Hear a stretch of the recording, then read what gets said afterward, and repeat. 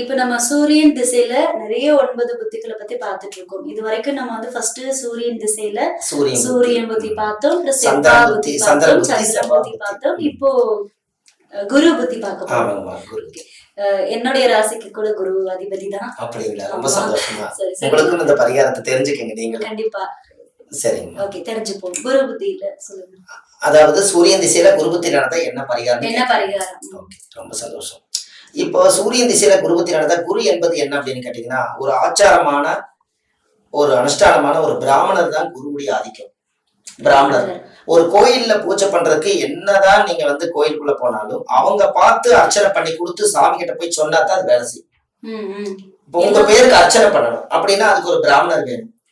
அப்ப என்ன அப்படின்னு கேட்டீங்கன்னா, அங்க வந்து ஆலங்குடி தான் மெயினான கடவுள். குரு பகவானுக்கு வந்துங்க ஆலங்குடி தான் பெஸ்ட். கும்பகோணத்துல ஆலங்குடி குரு பகவானுடைய ஆலயம் இருக்கு.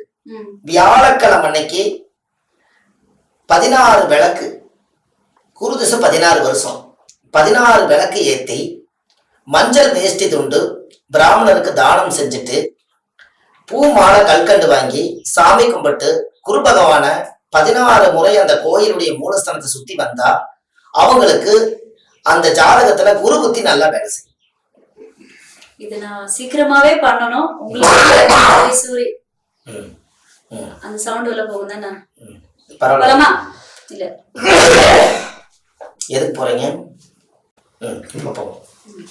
இந்த நீங்க சொல்ற இந்த பரிகாரத்தை நான் சீக்கிரமாவே பண்ணணும். ஆலங்குடி கோவிலுக்கு ஏன்னு கேட்டீங்கன்னா, ஒரு கோயில் புண்ணிய ஸ்தலத்துல சாமிய வந்து நடுமனையில வச்சு 16 அதாவது வந்து குரு திசை 16 வருஷம், அந்த 16 வருஷம்ங்கிறது 16 சுத்து சுத்தி அதுக்கு வந்து 16 விளக்கு ஏத்தி சாமிக்கு தேங்காய் பழம் பூ மாலை கல்கண்டு வாங்கி அர்ச்சனை பண்ணி சாமி முன்னாடி ஒரு 10 நிமிஷமாவது சாமி பார்த்து உட்கார்ந்துட்டு வந்தாங்கன்னா அவங்களுடைய ஆசீர்வாதத்தை வாங்கிட்டு வந்தாங்கன்னா அவங்க ஜாதகத்துல குரு எங்க இருந்தாலும் அவங்களுக்கு அந்த ஆசீர்வாதம் நல்லா வேலை செய்யும். இது நீங்க கண்டிப்பா செய்யலாம். அதே போல புனர்பூசம் விசாகம் பூரட்டாதி இந்த நட்சத்திரத்துல யாரு பிறந்திருக்காங்களோ அவங்களுக்கு வீட்டிலேயே கூட்டிட்டு வந்து தலவாழை இலை போட்டு சாப்பாடு குழம்பு ரசம் பொரியல் எல்லாம் வடை பாயாசத்தோட வயிறார சாப்பாடு போட்டு அவங்க கிட்ட இருந்து ஒரு ரூபாயோ அல்லது 5 ரூபாயோ வாங்கிட்டு அவங்க காலை தொட்டு கும்பிட்டு வந்தாங்கன்னா அவங்களுடைய ஜாதகத்துல அந்த குரு பகவான் நல்லா வேலை செய்வார். ஏன் அப்படின்னு கேட்டீங்கன்னா, புனர்பூசம் விசாகம் பூரட்டாதி நட்சத்திரக்காரன் மட்டும் ஏன் வீட்டுல கூட்டிட்டு வந்து சாப்பாடு போட சொல்றோம்னா அந்த நட்சத்திரத்துல பிறந்துக்கிறவங்க 3 பேருமே குரு திசையில் தான் பிறந்திருப்பாங்க. அதனாலதான் எல்லாருமே பிறக்க முடியாது. குரு நட்சத்திரத்துல எல்லாரும் பிறக்க முடியாது. மிகப்பெரிய புண்ணியம் பண்ணியிருந்தால் மட்டும்தான் அந்த குரு திசையில அவங்க பிறப்பாங்க. அந்த குருவுடைய ராசியில பிறக்கிறதுக்கே போன ஜென்மத்துல தாத்தா அவங்கள பெத்தவங்க எல்லாரும் புண்ணியம் பண்ணியிருந்தா மட்டும்தான் அந்த புண்ணியத்தை இவங்க வாங்க முடியும்.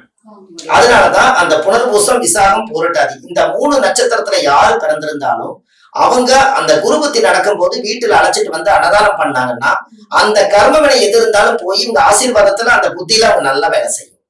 அப்ப என்ன அப்படின்னு கேட்டீங்கன்னா, 9 மாசம் 18 நாள் அந்த திசா புத்தி நடக்கும். சூரியன் திசையில குரு புத்தி 9 மாசம் 18 நாள் அது நடக்கும். அந்த 9 மாசத்துக்குள்ள இந்த விஷயத்த அவங்க செய்தாங்க அவங்களுடைய குடும்ப வாழ்க்கை சுபிட்சமா இருக்குன்னு வச்சுக்கோங்களேன். இந்த பரிகாரத்தை சூரியன் திசையில குரு புத்தி இருக்கிறவங்க கண்டிப்பா இதை நம்ம செஞ்சே ஆகணும். இது நானும் கூட செய்யலாம் ரெடி ஆயிட்டேன் ஐயா சொன்னதுனால. கண்டிப்பா நம்பிக்கையோட செய்யுங்க. நம்ம வாழ்க்கை இன்னும் ரொம்ப சிறப்பா இருக்கும். ரொம்ப நன்றிங்கம்மா. எல்லா மக்கள் நல்லா இருக்கணும்.